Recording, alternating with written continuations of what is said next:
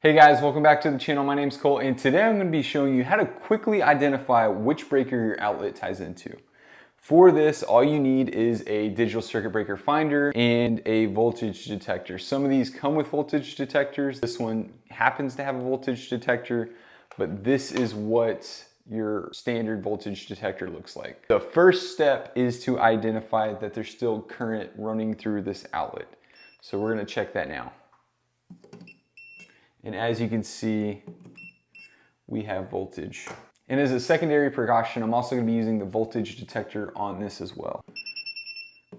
And as you can see, we still have voltage. Let's go to the next step. So now that we confirmed that our voltage detectors actually work and there's still voltage going through this outlet, we're going to take our transmitter and we're going to stick in the outlet, and then we're going to take our receiver and go to the circuit breaker box. Let's go.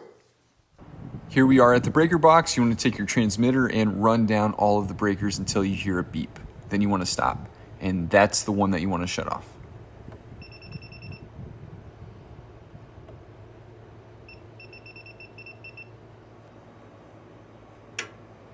And it's easy as that, guys. So all you're going to do is take your voltage detector and confirm that there's no voltage anymore.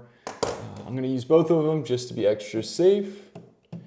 And as you can tell, there's no more voltage. That's going to be the end of the video, guys. If you found this video helpful, go ahead and give me a thumbs up. And if you don't want to miss any how-tos or tool reviews in the future, go ahead and hit the follow button as well.